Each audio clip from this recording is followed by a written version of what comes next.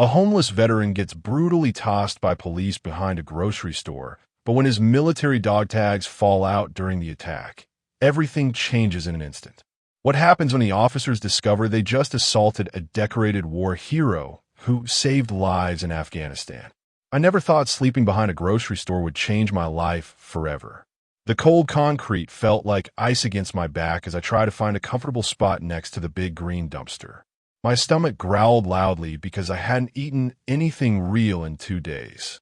Just some old bread I found and half a sandwich someone threw away. The smell from the dumpster was terrible, but it was better than sleeping out in the open where people could see me. I pulled my old army jacket tighter around my chest. The jacket was torn in 3 places, but it still kept me a little warm. My backpack held everything I owned in this world.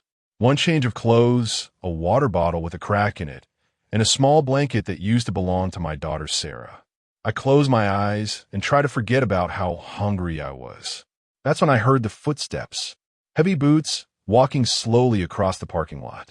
My heart started beating fast because I knew those sounds. Police boots. I had heard them many times before when other officers told me to move along. "Sir, you can't sleep here." The voice was deep and serious. I opened my eyes and saw a tall police officer standing over me.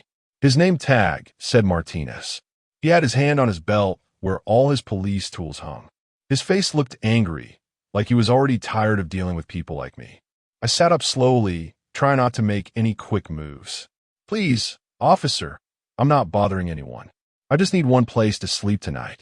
I'll be gone before the store opens." My voice sounded weak and shaky. I hated how scared I sounded, but I couldn't help it. Officer Martinez shook his head. "That's what they all say. You need to move along right now. This is private property." He stepped closer to me, and I could smell his coffee breath. "How much have you been drinking tonight?" I looked down at the empty bottle next to my backpack. I had found it in someone's trash and drank what was left in it.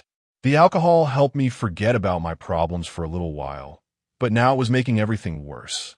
"Just a little bit, sir. I'm not causing any trouble." "Stand up," Martinez ordered. His voice got harder and meaner. "I need to see some identification." I tried to stand up, but my legs felt wobbly. The alcohol and being hungry for so long made it hard to balance. I grabbed onto the dumpster to steady myself, but I still stumbled a little bit. Officer Martinez saw this, and his whole body changed. He became more alert, like he thought I might be dangerous. "Sir, I need you to put your hands where I can see them," he said loudly. Now his hand was moving toward the weapons on his belt. I could see a black taser hanging there, and my stomach dropped. "Wait, please. I'm not going to hurt anyone. I'm just trying to find somewhere safe to sleep." I held up my hands to show him I wasn't holding anything dangerous. But my hands were shaking, and I could barely keep them steady. The officer's radio crackled to life. Another voice was asking him about his location. Martinez grabbed his radio and said, "I'm behind Pete's Grocery on 5th Street. I've got a potential situation here." My heart sank when I heard him say that. A potential situation meant he thought I was trouble. All I wanted was a quiet place to rest for one night. I hadn't bothered anyone or broken anything. I was just a tired, hungry man who needed help. "Look, officer, my name is James Thompson. I served in the military. I'm not a bad person." I reached toward my shirt, where my dog tags were hidden underneath.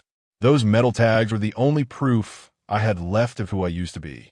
But Martinez saw me reaching for something, and everything went wrong fast. "Don't move," he shouted. His hand went straight to his taser. "Keep your hands up." I froze, but it was too late. The fear in his eyes told me he had already made up his mind about what was going to happen next. In his mind, I wasn't a veteran who had served his country. I wasn't someone's father who was going through the worst time of his life. I was just another dangerous, homeless person who might hurt him. "Please don't do this," I whispered. "I have a daughter. Her name is Sarah." But Officer Martinez wasn't listening anymore. He was pulling out his taser, and I knew my life was about to change in the worst way possible. The electricity hit my body like lightning from the sky.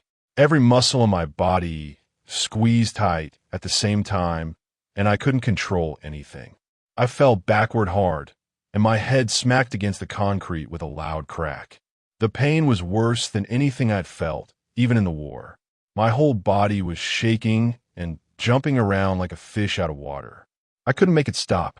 The electricity kept flowing through the wires that were stuck to my chest, and Officer Martinez was holding down the button on his taser. I tried to scream, but only weird choking sounds came out of my mouth. "Stop resisting," Martinez yelled at me, but I wasn't resisting anything. I couldn't move the way I wanted to.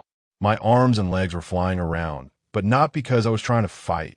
The electricity was making my body do crazy things that I couldn't control. Through all the pain and shaking, I heard Martinez talking into his radio. "This is Officer Martinez requesting backup at Pete's Grocery. I have a vagrant who is resisting arrest. Subject has been tossed and is now on the ground." Vagrant. That word hit me almost as hard as the electricity. I wasn't a vagrant. I was a human being. I was a father. I was someone who had risked his life to save other people in Afghanistan. But lying there on the cold ground, shaking like a leaf, I felt like maybe he was right. Maybe that's all I was now. The taser finally stopped, and my body went limp like a rag doll. I could barely breathe. Every part of me hurt, especially my head where it had hit the concrete. I could feel something warm and wet on the back of my head, and I knew it was blood. Martinez stood over me, breathing hard. He looked scared now, like maybe he realized he had used too much force. But he didn't say he was sorry. He just kept watching me like I might jump up and attack him, even though I could barely move my fingers. That's when it happened. When I fell, my old torn shirt had gotten twisted around. The dog tags that I always kept hidden under my clothes had fallen out. They were lying on the ground next to my face, catching the light from the street lamp above us. The metal was cold against my cheek. I tried to speak, to tell Martinez to look at the tags, but my voice wasn't working right. All that came out were weak whispers that he couldn't hear. The tags had my name on them, my military number, and my blood type. They also had the words that proved I wasn't just some troublemaker. They showed that I had served my country with honor. Martinez was too busy looking around for his backup to notice the tags lying right there in front of him. I could hear sirens getting closer, which meant more police officers were coming. I was scared about what would happen when they got there. Would they think I had attacked Martinez? Would they hurt me even more? My vision was getting blurry, but I could still see the dog tags. They seemed to glow in the streetlight. Those little pieces of metal held the story of who I really was. They knew about the missions I had gone on, the friends I had saved, and the medals I had earned. But they couldn't talk. They couldn't tell Martinez that he had just hurt a man who had spent years protecting people just like him. The sirens were getting louder and louder. Red and blue lights started flashing against the brick wall of the grocery store. I closed my eyes and thought about Sarah, my little girl. She was probably at home doing her homework or watching TV, not knowing that her daddy was lying behind a dumpster, bleeding and broken. I wondered if she would ever find out what happened to me tonight. Would anyone tell her that her father had tried to be strong, even when he had nothing left? Or would she just think that I had disappeared because I didn't love her anymore? The first police car pulled into the parking lot, and I heard car doors slamming shut. New voices were talking to Martinez, asking him what had happened. I wanted to tell them my side of the story, but I was too weak to speak loud enough for them to hear me. As I lay there waiting to see what would happen next, a small breeze blew across the parking lot. It made the dog tags move slightly on the ground, and they caught the light again. Maybe, just maybe, someone would notice them before it was too late. The new police officer who arrived was completely different from Martinez. She moved quickly but carefully as she got out of her patrol car.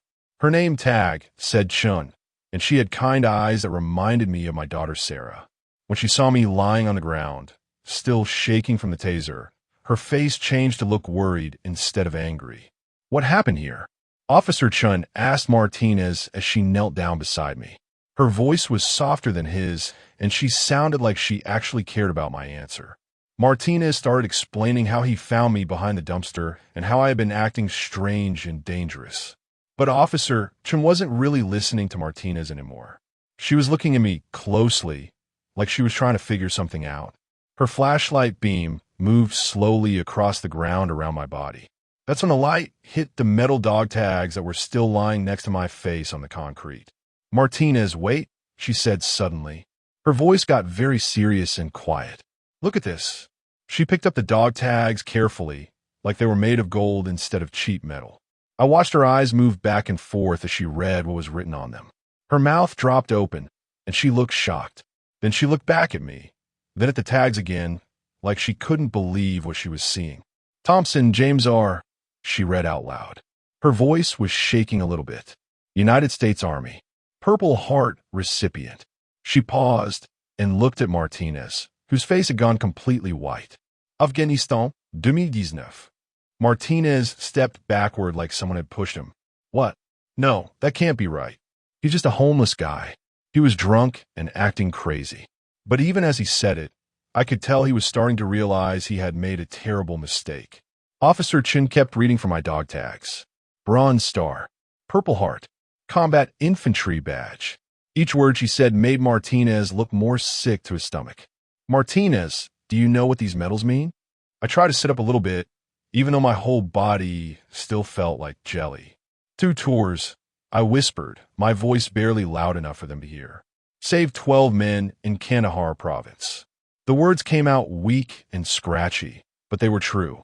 Those were some of the most important words I had ever spoken because they were about the best thing I had ever done in my life.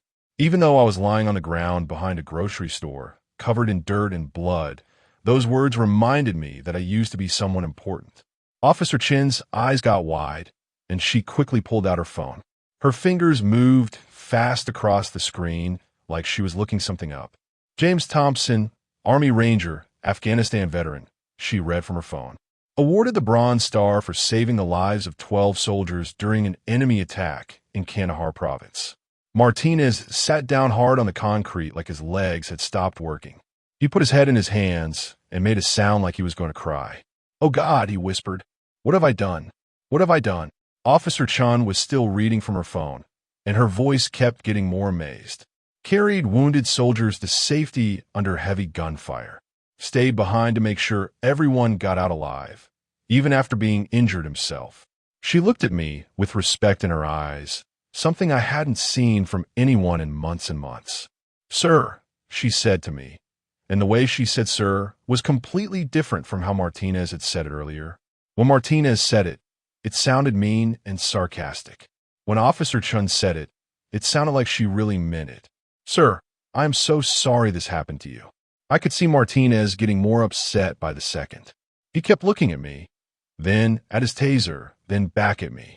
I tossed a war hero, he said quietly, like he was talking to himself. I tossed someone who saved lives while I was safe at home going to high school. The ambulance sirens were getting closer now. Officer Chan had called for medical help as soon as she realized who I really was. The paramedics will be here in just a minute, Mr. Thompson, she told me. We're going to take good care of you. But there was something else in Officer Chin's voice, something that made me think this story was about to get even more surprising.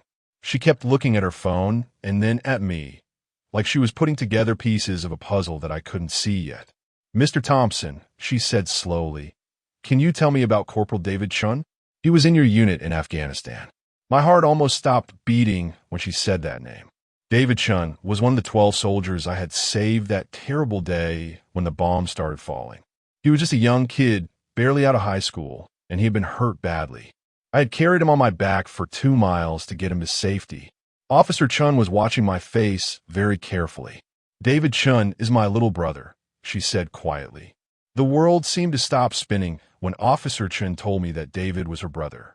David Chun, the scared young soldier I had carried to safety 2 miles through enemy territory while bombs exploded all around us. David Chun, who had cried and thanked me over and over again as the medics took him away. That David Chun was this police officer's little brother. Your brother? I whispered, not believing what I was hearing. David is your brother? Officer Chun nodded, and I could see tears starting to form in her eyes. He talks about you all the time, Mr. Thompson. He never stops telling our family about the brave soldier who saved his life.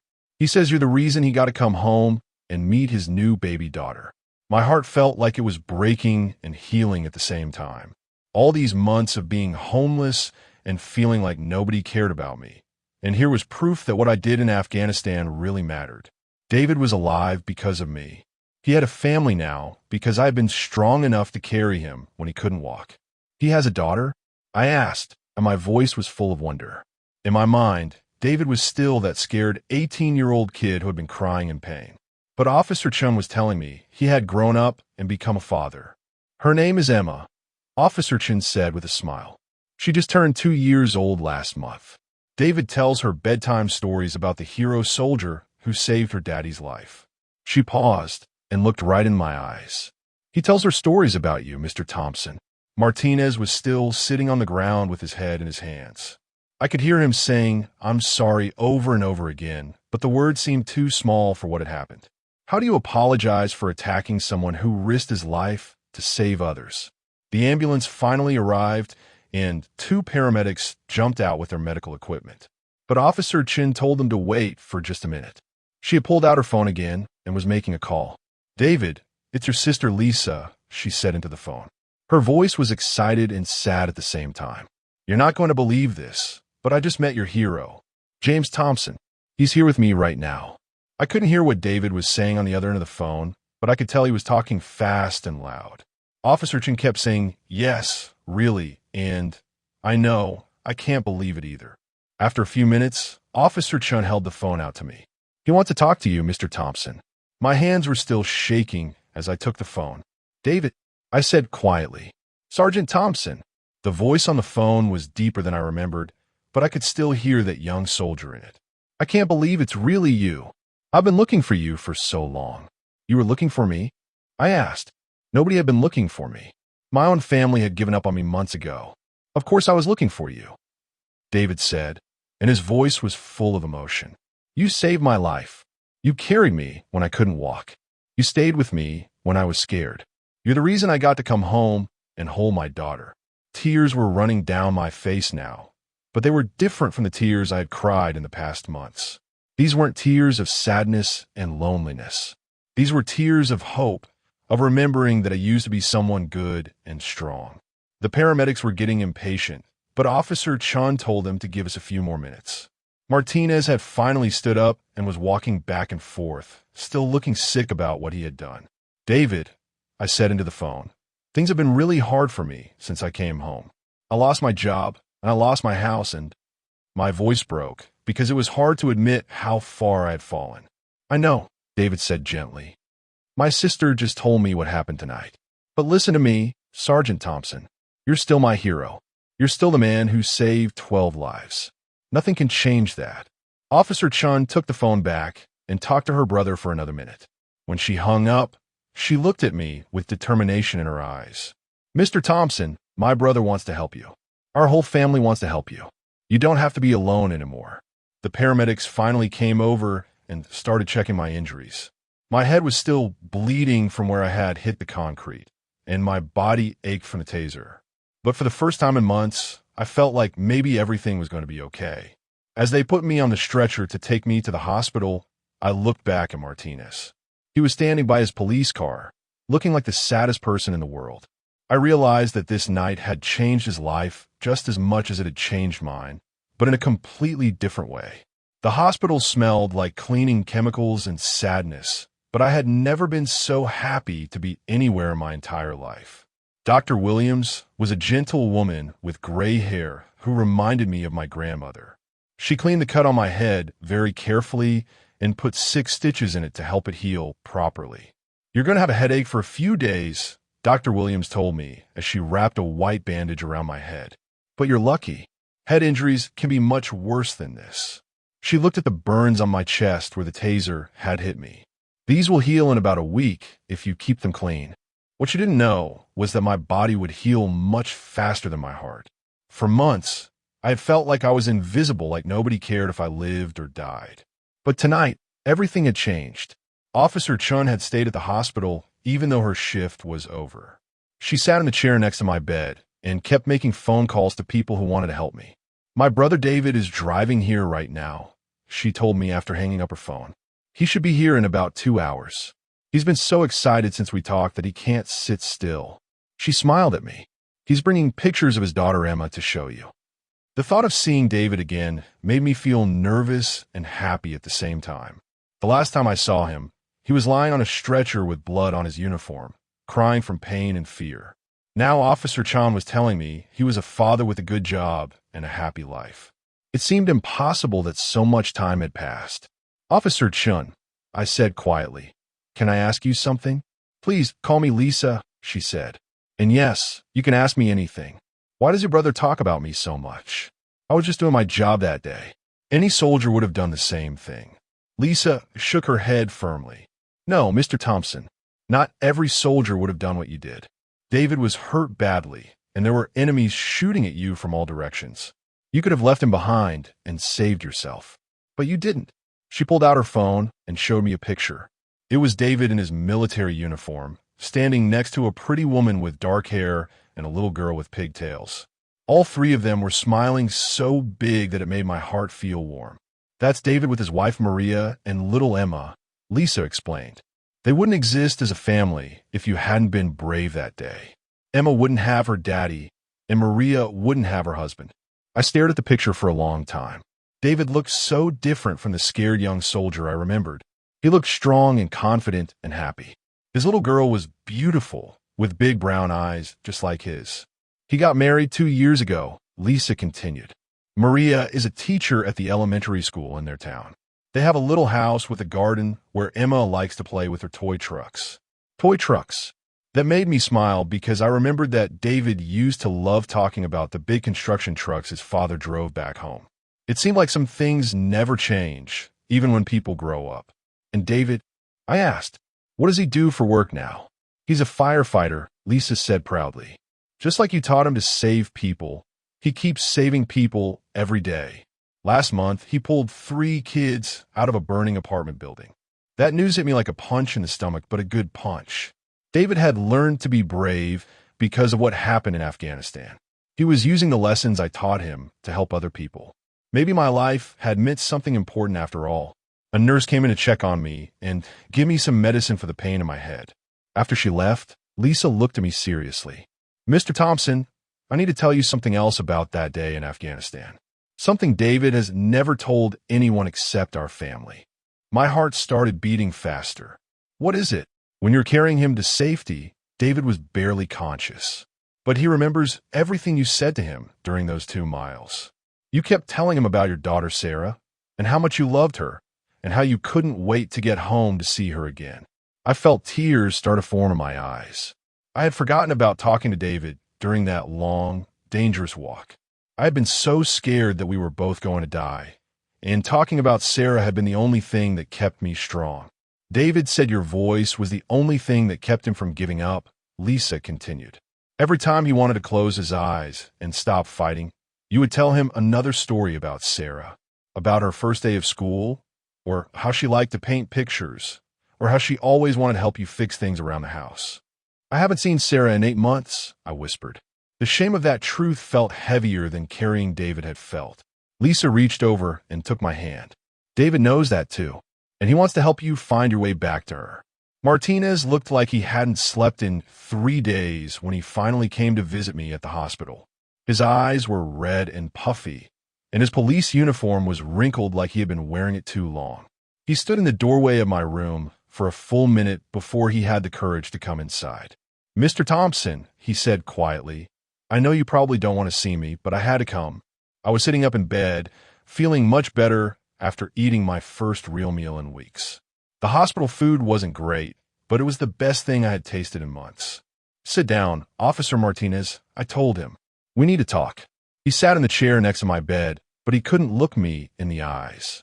His hands were shaking, and I could tell he had been crying. This big, tough police officer looked like a little kid who had done something terribly wrong. I can't eat, Martinez said suddenly. I can't sleep. Every time I close my eyes, I see you falling down when I tossed you. I keep hearing the sound your head made when it hit the concrete. I studied his face carefully. Martinez wasn't a bad person. He was just a person who had made a bad mistake. Officer Martinez, what's your first name? Carlos, he said, surprised by my question. Carlos, how long have you been a police officer? 3 years, he answered. I became a cop because I wanted to help people and make my community safer. That's what I thought. Carlos was young and inexperienced, and he had been scared. When people are scared, they sometimes make choices they wish they could take back. Carlos, I need to tell you something important, I said. I don't hate you for what you did. His head snapped up, and he looked at me with shock. How can you not hate me? I treated you like garbage. I hurt you when you needed help. Because hating you won't change anything, I explained. And because I understand what it's like to make mistakes that haunt you. Carlos was quiet for a moment, thinking about what I had said. But you're a hero. You save people's lives. I just hurt people. Carlos, do you know why I was homeless behind that grocery store? He shook his head. Because I came home from the war with problems in my head that I didn't know how to fix. I started drinking too much. I got angry at my family. I lost my job because I couldn't focus. I lost my house because I couldn't pay the bills. I lost my daughter because I was too proud to ask for help. Carlos listened carefully to every word I said. The point is, I continued, we all make mistakes. The difference is what we do after we make them. I've been thinking about quitting the police force, Carlos admitted. My partner Rodriguez thinks I should. He says I'm not cut out for this job if I can't tell the difference between a criminal and a hero. That made me angry, but not at Carlos. I was angry at his partner for making him feel worse instead of helping him learn from his mistake. Carlos, how many homeless people have you dealt with before that night? Dozens, he said. Maybe hundreds. And how many of them were veterans? Carlos thought for a moment. I don't know. I never asked them about their background. I just told them to move along. That's the real problem, I said. Not that you made one mistake with me, but that you never try to find out who those people really were. Carlos looked confused. What do you mean? Every homeless person you meet has a story. Some of them are veterans like me. Some of them are people who lost their jobs and couldn't find new ones. Some of them are people with mental illness who don't have family to help them. They're all human beings who deserve to be treated with respect. I never thought about it that way, Carlos said quietly. If you quit being a police officer, you'll just be running away from the problem. But if you stay and learn to do better, you could actually help people. Carlos was quiet for a long time, thinking about what I'd said. Finally, he looked up at me. How can I do better? Start by asking questions instead of making assumptions. When you see someone who looks like they need help, find out what kind of help they need. Sometimes people just need someone to listen to them. Mr. Thompson, there's something else I need to tell you, Carlos said. His voice got very serious. I found out some things about you that make what I did even worse. What did you find out? I read your full military record. You didn't just save those 12 soldiers in Afghanistan. You volunteered for the most dangerous missions. You turned down 3 chances to come home early because your unit needed you. You have more medals than some soldiers get in their whole careers. Carlos's voice was shaking again. And when you got home, nobody helped you. The VA hospital made you wait months to get treatment for your head injuries. Your boss fired you when you missed work for doctor's appointments. Your wife left you when you needed her most. I was surprised that he knew all of that. How did you find out about my personal life? I spent 2 days researching everything I could find about you. I read newspaper articles about your service. I called people who knew you. I even talked to your old boss. You talked to my old boss? Yes. And he feels terrible about firing you. He said he didn't understand what PTSD was back then, and he wishes he had tried to help you instead of getting rid of you. This conversation was getting more surprising by the minute. People I hadn't talked to in months had been thinking about me and wishing they had done things differently. Mr. Thompson, I want to help you get your life back. I know I can't undo what I did, but maybe I can help fix some of the other things that went wrong. 3 weeks later, I was sitting in a clean room at the Golden Valley Recovery Center, and for the first time in months, I felt like I might actually survive. The center was a quiet place in the mountains where people went to get help with drinking problems and other troubles that came from war. Carlos Martinez had driven me there himself and paid for my first month of treatment. James, tell us about your daughter, said Dr. Patricia, the counselor who led our group meetings every morning. There were 8 other veterans in the circle with me, and they all had stories similar to mine. Wars in different places, but the same problems when they came home. I took a deep breath. Talking about Sarah was still the hardest thing in the world for me to do. Her name is Sarah Thompson. She's 12 years old now, and she loves to draw pictures of horses. My voice cracked when I said her age, because I had missed her 11th and 12th birthdays while I was homeless. When was the last time you spoke to her?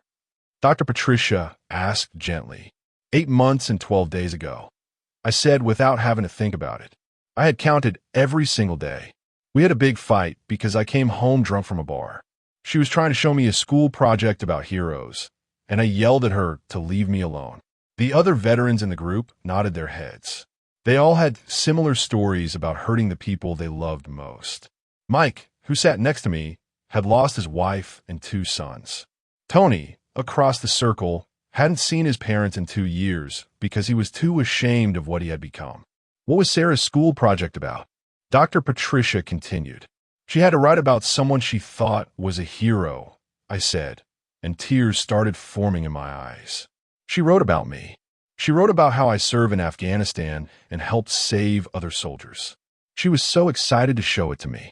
I paused and wiped my eyes with my sleeve. But when she showed me the paper, all I could think about was how disappointed she would be if she knew what I had become. So I told her to stop bothering me with school stuff. And how do you think Sarah felt when you said that? Dr. Patricia asked. Like her hero had just broken her heart.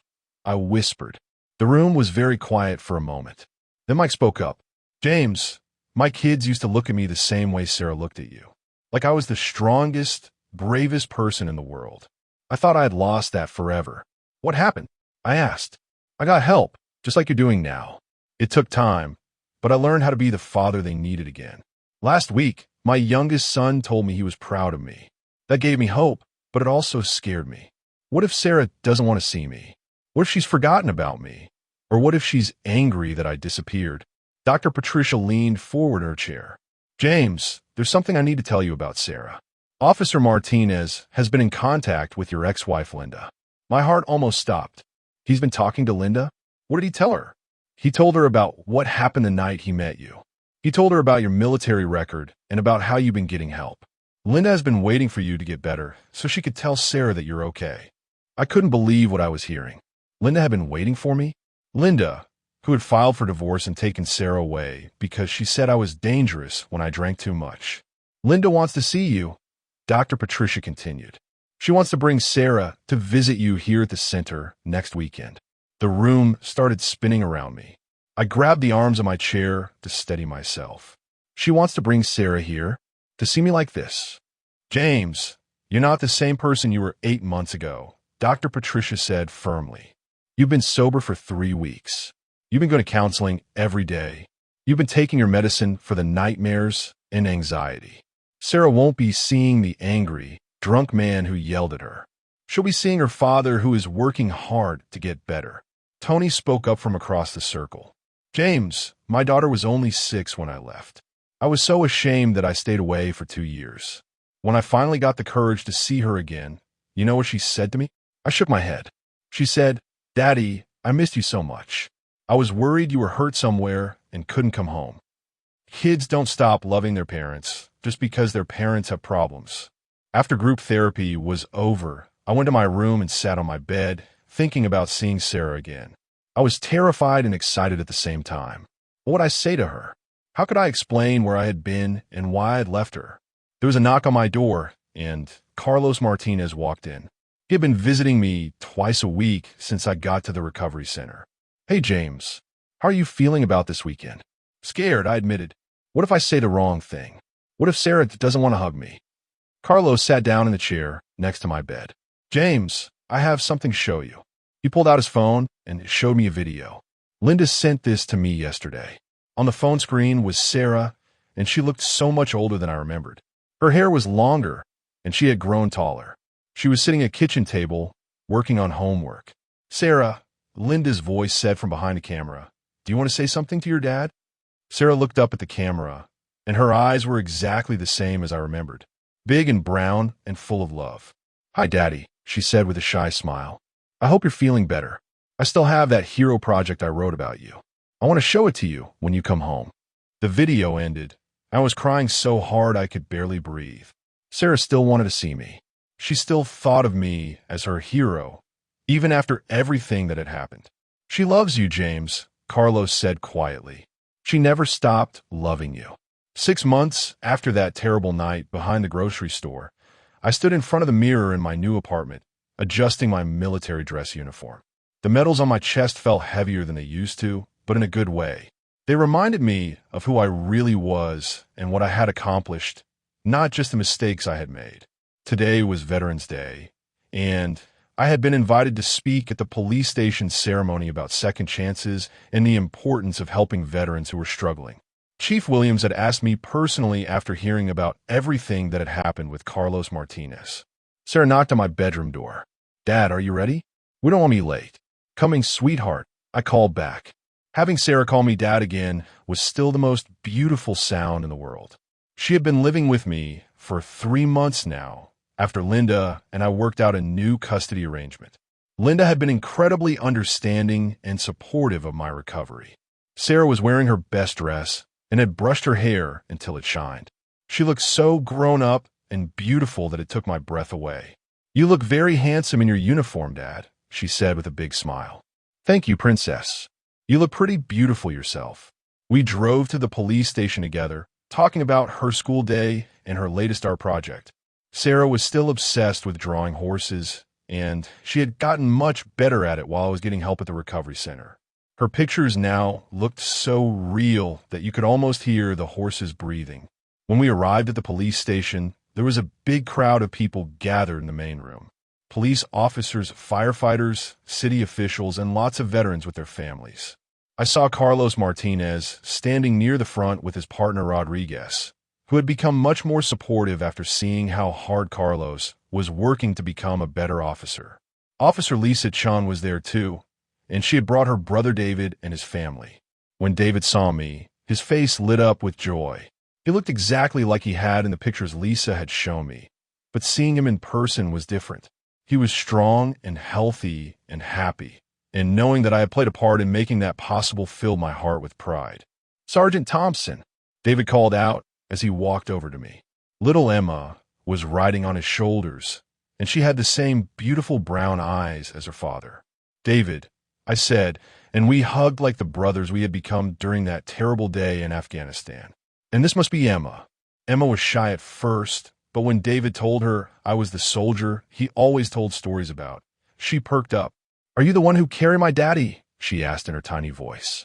"Yes, I am," I told her. "Your daddy was very brave, and I was proud to help him." Sarah was fascinated by Emma and immediately started playing with her while the adults talked.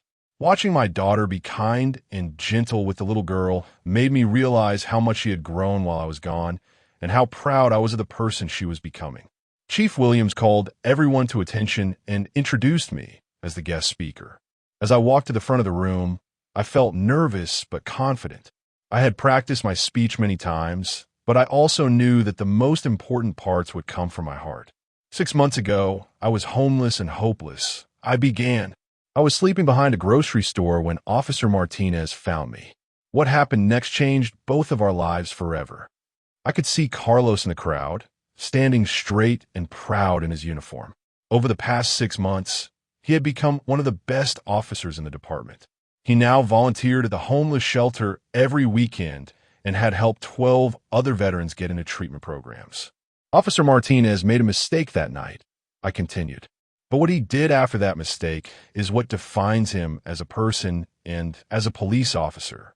He didn't just apologize and forget about me. He researched my background, he helped me get treatment, and he has become one of my closest friends. I talk about the importance of seeing homeless people as human beings with stories and histories. I talked about how many veterans struggle when they come home from war and how a little kindness and understanding can save lives. My daughter Sarah wrote a school report about heroes, I said, looking at her in the crowd. She wrote about me, even when I didn't feel like a hero anymore. Today, I want to tell her that she's my hero.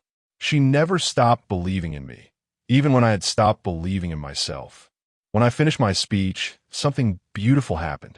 Carlos Martinez stood up first, his face filled with respect and gratitude.